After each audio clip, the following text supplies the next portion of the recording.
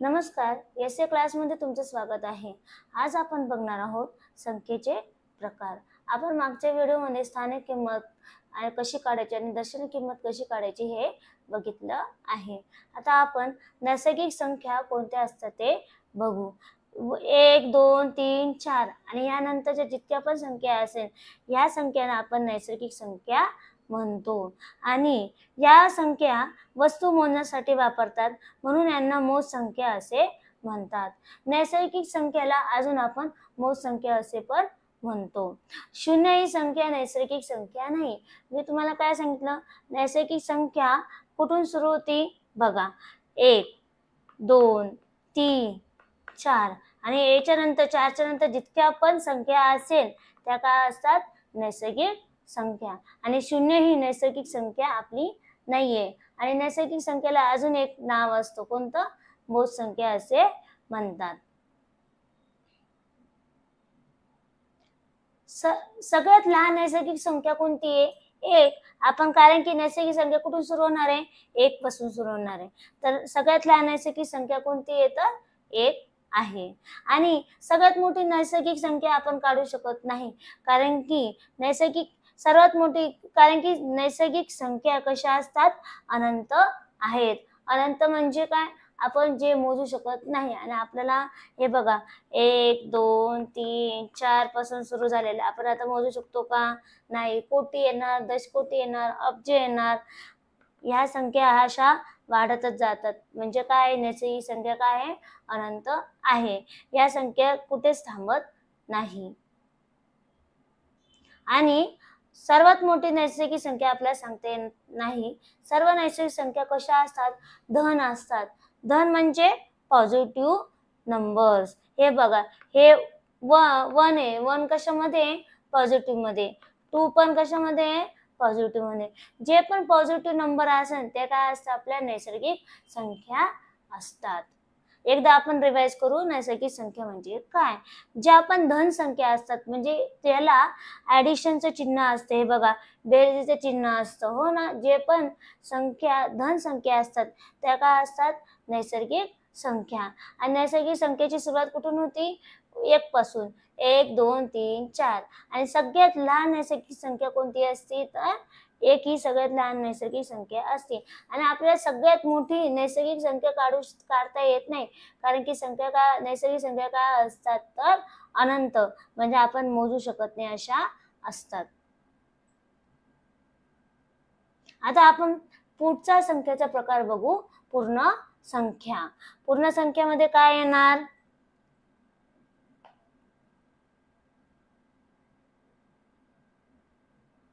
बघा पूर्ण संख्येमध्ये फक्त शून्य घ्यायचा। पूर्ण संख्या,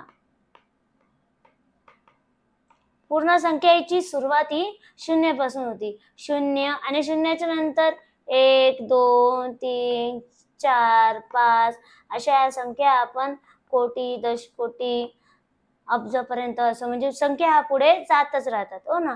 फक्त पूर्ण संख्येची सुरुवात कुठून होती तर 0 या अंकापासून सुरुवात होती। 0 व सर्व नैसर्गिक संख्या मिळून पूर्ण संख्याचा संच तयार होतो, म्हणजे पूर्ण संख्या तयार होते। आणि सर्व नैसर्गिक संख्या ह्या पूर्ण संख्या असतात।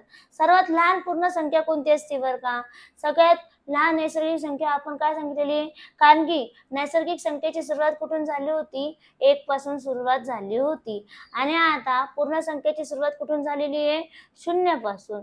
मग आपली सगळ्यात लहान पूर्ण संख्या कोणती असणार आहे, 0 ही असणार आहे। 0 आणि जे पण पॉझिटिव्ह संख्या आहेत त्या आपल्या काय असतात, पूर्ण संख्या असतात। पूर्ण संख्या पण कशा आहेत, अनंत आहे, म्हणजे आपण मोजू शकत नाही अशा संख्या या चालूच राहणार। आणि आता आपला तिसरा प्रकार कोणता आहे संख्येचा, पूर्णांक संख्या। मग बघा आता पूर्णांक संख्यामध्ये काय काय येतं, 0 येणार, धन संख्या येणार आणि ऋण संख्या पण येणार। धन संख्या पहिले कशाला म्हणतात आपण ते बघू।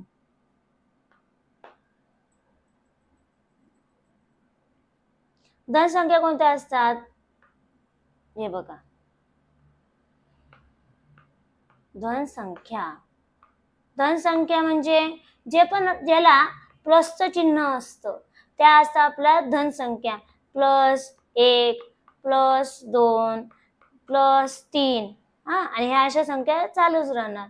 आणि ऋण संख्या म्हणजे ज्या संख्याला मायनसचं चिन्ह असतं. -1, -2, -3, -4 तर ह्या संख्या असतात आपल्या ऋण संख्या. आणि 0 ह्या अपूर्णांक संख्यामध्ये कोणत्या संख्या येणार आहे की ज्या प्लस आहे. अजून ऋण संख्या आहे. ऋण संख्या म्हणजे काय, ज्या संख्या मायनस मध्ये आहे. आणि शून्य पण पूर्णांक संख्यामध्ये येणार आहे. बघा इथं सांगितलेलं आहे आपल्याला शून्य काय आहे, या दोघांच्या ही जी आपली नंबर लाईन आहे बघा, शून्य काय येतोय, मध्ये येतोय. आणि शून्याच्या उजवीकडे काय असतात, धन संख्या असतात. 1, 2, 3, 4 बघा इथं बेरजेचे चिन्ह दिसतंय ना 1 ला 2 ला. आणि शून्याच्या डावीकडच्या साईडला काय असतं तर ऋण संख्या असतात. -1, -2, -3, -4 आणि ह्या संख्या पण -5 ह्या चालूच राहणार. आणि उजवीकडे संख्या मोठ्या होत जातात. बघा इथं उजवीकडे काय झालेलं आहे, 1 च्या नंतर 2, 3, 4 ही 2 ही संख्या 1 पेक्षा मोठी आहे हो ना, म्हणजे उजवीकडच्या संख्या ह्या मोठ्या होत जातात. आणि डावीकडे संख्या कशा होत असतात, लहान होत असतात. हे बघा इथं +1 आहे. +1 पेक्षा शून्य कसा आहे, लहान आहे. शून्य पेक्षा -1 कसे आहे तर लहान आहे. आणि शून्य हा अंक धन संख्या पण नाहीये आणि ऋण संख्या पण नाहीये. शून्य ही विषम संख्या पण नाहीये. शून्य हे विषम संख्या पण नाहीये. हे बघा शून्य हा अंक धन पूर्णांक पण नसतो आणि ऋण पूर्णांक पण नसतो. शून्य ही विषम संख्या पण नाहीये आणि सम संख्या पण नाहीये. बघा आता शून्याबद्दल आपल्याला माहिती सांगितलेली आहे. शून्य तुम्हाला बरोबर की चूक असा एखादा प्रश्न येऊ शकतो आणि असे 4 ऑप्शन तुम्हाला असेल, त्याच्यातलं कोणतं ऑप्शन बरोबर आहे किंवा चुकीचं आहे ते सांगू शकतो. आपल्या शून्याबद्दल काय माहिती मिळाली आहे, शून्य ही धन संख्या पण नाही. धन संख्या नाही. अजून दुसरं काय सांगितलेलं आपल्याला शून्याबद्दल, शून्य ही ऋण संख्या नाही. तिसरा पॉइंट शून्याबद्दल, शून्य ही विषम संख्या पण नाही. विषम संख्या नाही. आणि चौथं काय सांगितलेले, शून्य ही सम संख्या पण नाही. पण जर एखादी संख्या असेल आणि आता ही 21 ही संख्या आहे आणि 21च्या नंतर ह्या संख्येच्या नंतर जर आपण शेवटीला शून्य लावले तर ही संख्या समसंख्या होईल. पण फक्त शून्य जर आपण लिहिलं तर शून्य ही संख्या समसंख्या होणार नाही. आता विरुद्ध संख्या कशाला म्हणतात आपण हे बघू. तुम्हाला पूर्णांक संख्येमध्ये काय काय येतं कळालं का? पूर्णांक संख्यामध्ये धन संख्या असतात ज्याला पण पॉझिटिव्ह नंबर म्हणतो आपण. प्लस मध्ये ज्या पण संख्या असतात त्या येणार. अजून ऋण संख्या म्हणजे ज्या मायनस मध्ये संख्या असतात ते पूर्णांक मध्ये येणार. आणि अजून शून्य हा नंबर पण पूर्णांक संख्यामध्ये येणार. आणि आता आपण तिसरा बघितला, पुढचा आपण विरुद्ध संख्या काय असते ते बघू.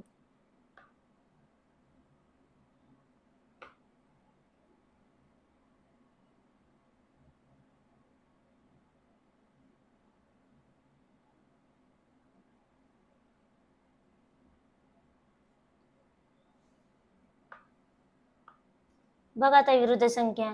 विरुद्ध संख्या म्हणजे काय? n ही जर नैसर्गिक संख्या असेल तर -n ही त्या संख्येची विरुद्ध संख्या असते. म्हणजे आपल्याला समजण्यासाठी बघा मी काय सांगते. विरुद्ध संख्या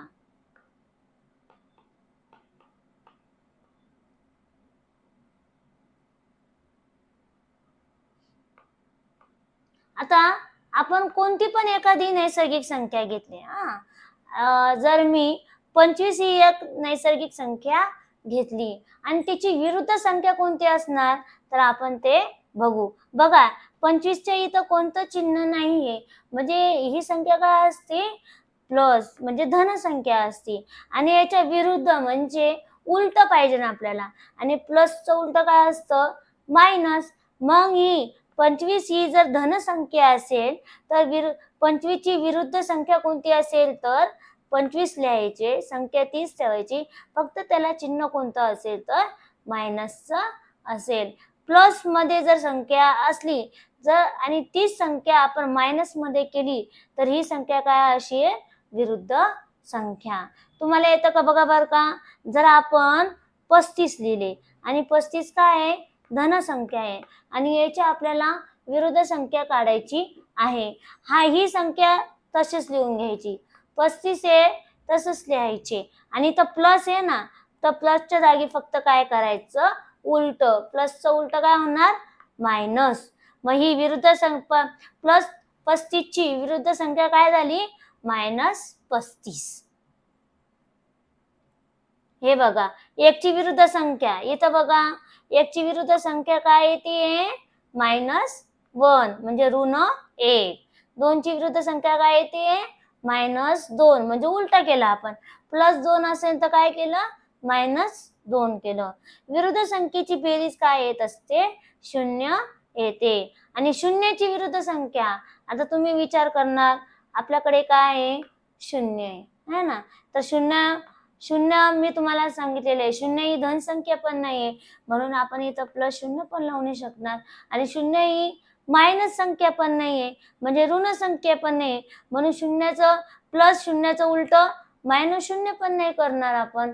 तर मग शून्याची विरुद्ध संख्या काय येते? शून्याची जर तुम्हाला विचारलं विरुद्ध संख्या कोणती आहे तर शून्याची विरुद्ध संख्या ही फक्त 0च असते.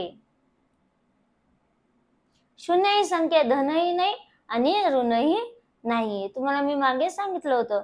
आणि विरुद्ध संख्येची बेरीज ही कधी पण 0 येते. हे असं आपल्याला का बरं सांगितलेलं आहे बरं का. आपण ते आता पाहू.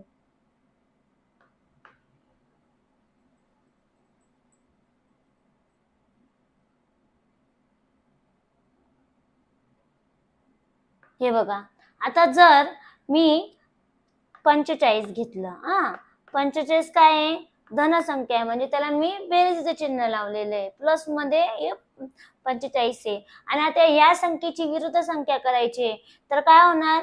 45 तसंच ठेवायचे आणि प्लसचे काय करायचे तर मायनस करायचे. मग आपल्याला काय सांगितलेले आहे? ह्या दोन संख्याची बेरीज आपल्याला सांगितलेली आहे. मग बघा आपण काय करणार आहे? हे पहिले 45 असे प्लस मधले 45 लिहून घ्यायचे. मग या दोघांची बेरीज करायची. मग मध्ये कोणतं चिन्ह देणार आपण? प्लसचं आणि हे -45 या दोघांची आपल्याला काय करायची आहे? बेरीज करायची. हे +45 मी तसंच लिहिलं. आता इथं बघा इथं प्लसचं चिन्ह आहे आणि ब्रॅकेट मध्ये ह्या 45 ला काय आहे? मायनस आहे. मग प्लस आणि मायनस प्लस मायनस काय होतं? मायनस होतं. प्लस मायनस काय होतं? मायनस. प्लस आणि मायनस -45. बघा आता 45 मधून 45 केले तर आपला आन्सर काय येत असतं कधी पण? 0. म्हणजे जर विरुद्ध संख्या असेल तर त्याची बेरीज काय येत असते? तर 0 ही येते.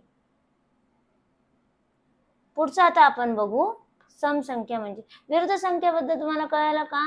आता पुढचं बघायचं आपल्याला समसंख्या.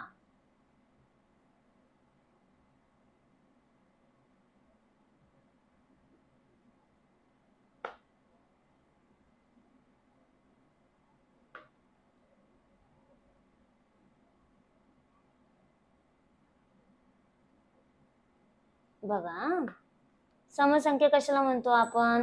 समसंख्या ज्या संख्येच्या अशी संख्या असेल त्याच्या एकक स्थानी म्हणजे काय? शेवटी 0, 2, 4, 6, 8 यांपैकी एखादा अंक असतो, त्या संख्येला काय म्हणतो आपण? समसंख्या असे म्हणतो. म्हणजे उदाहरणार्थ आपण एखादी संख्या घेऊ समसंख्या ओळखण्यासाठी. हे बघा, मी जर ही अशी घेतली 14, मी 14 घेतलं, 14 घेतलं, तर या 14 मध्ये एकक स्थानी म्हणजे काय? शेवटचा अंक. शेवटचा अंक इथं काय दिलेला आहे? 4. आणि ही समसंख्या होईल का नाही ते कसं ओळखायचं? जर एकक स्थानी म्हणजे शेवटचा अंक जर 0 असेल किंवा 2 असेल किंवा 4, 6, 8 या सगळ्यांपैकी जर असेल तर काय होत असते? समसंख्या होती. बघा, शेवटचा अंक काय आपला? 4 आहे आणि मी तुम्हाला काय सांगितलेले? ह्यापैकी एक तरी अंक असला तर काय होणार? आपली समसंख्या होणार. म्हणून 14 ही काय आहे? समसंख्या आहे. बघा, आता मी जर 20 लिहिलं, 20 मध्ये शेवटचा अंक बघायचा काय आपला? 0 आहे. आणि मी तुम्हाला सांगितले जर 0, 2, 4, 6, 8 यांपैकी जर एखादी जरी अंक असला तर आपलं काय होणार आहे? ती पूर्ण संख्या काय होणार आहे? आपली समसंख्या होणार आहे.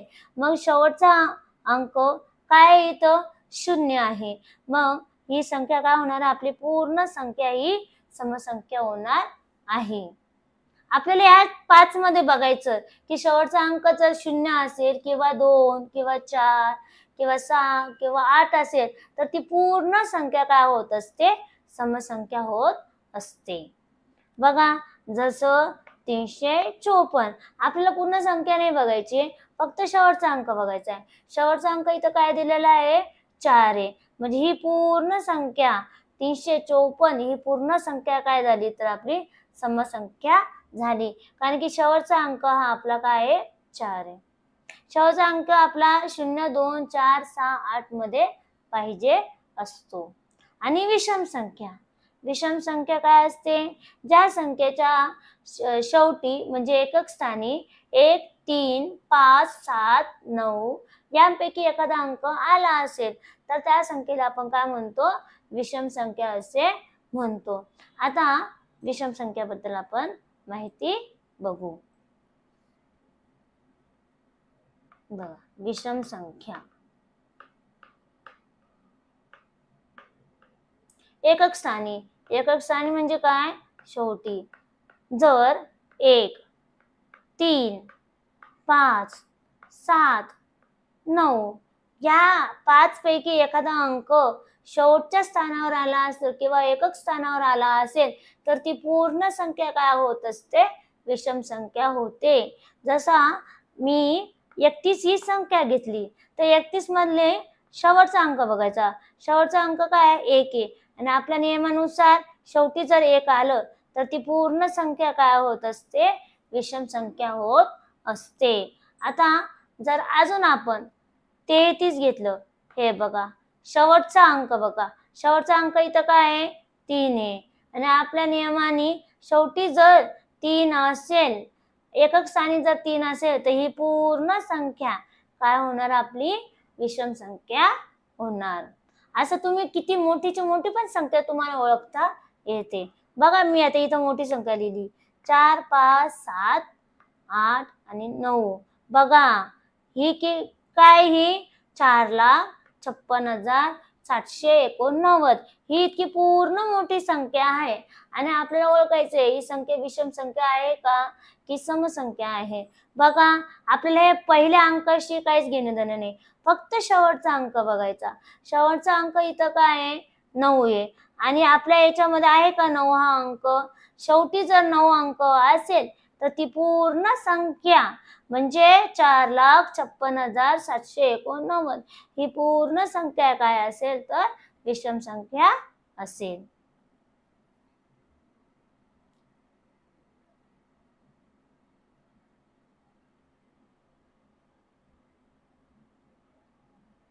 आता मूळ संख्या कशाला म्हणतात आपण ते बघू.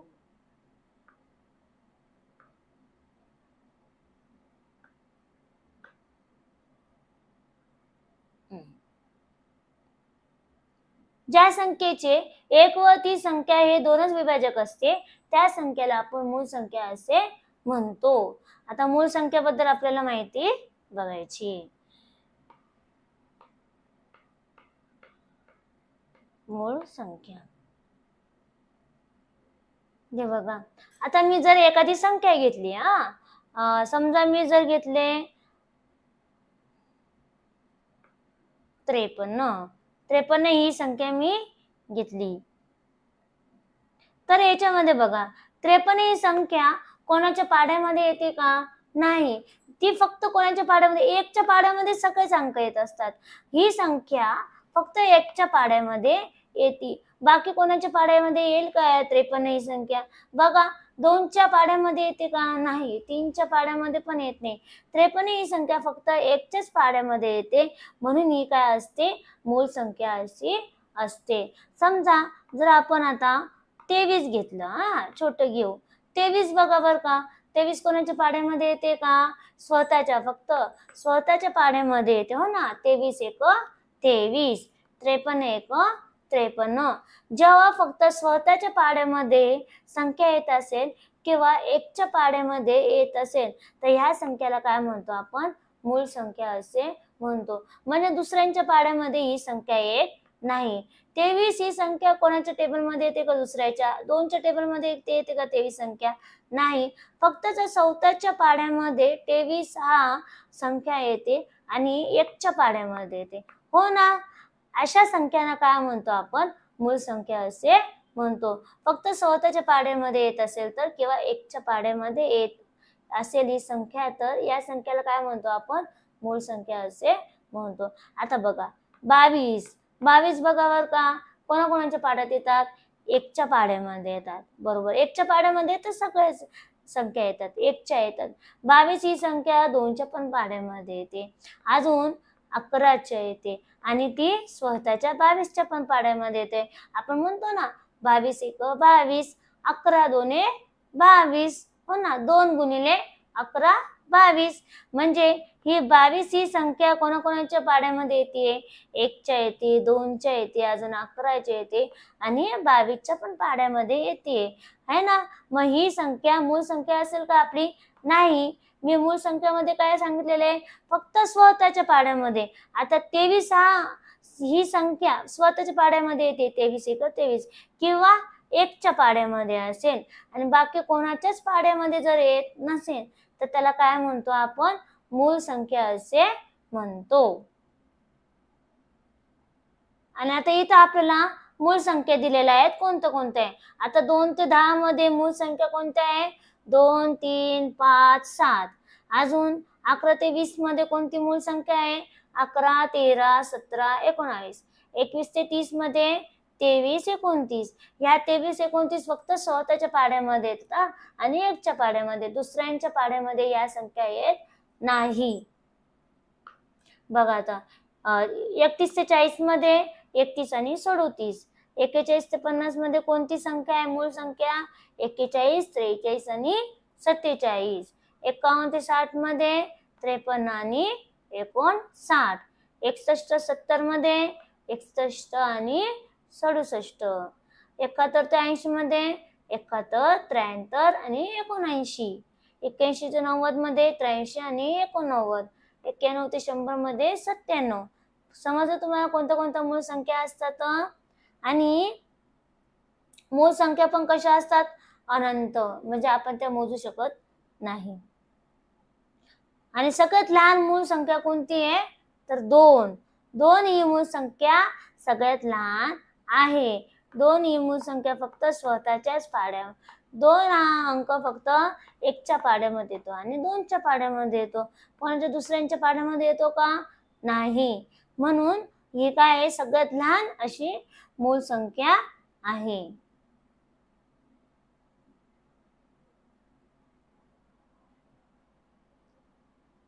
आज आपण संख्येच्या प्रकारामध्ये कोणते कोणते प्रकार बघितले?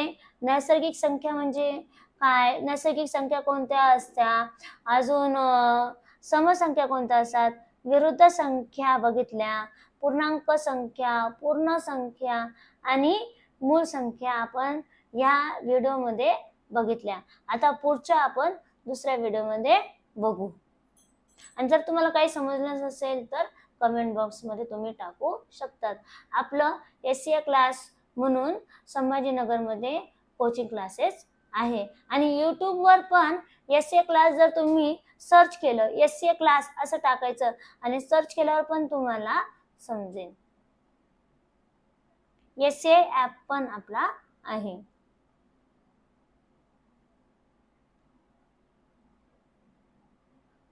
थँक्यू.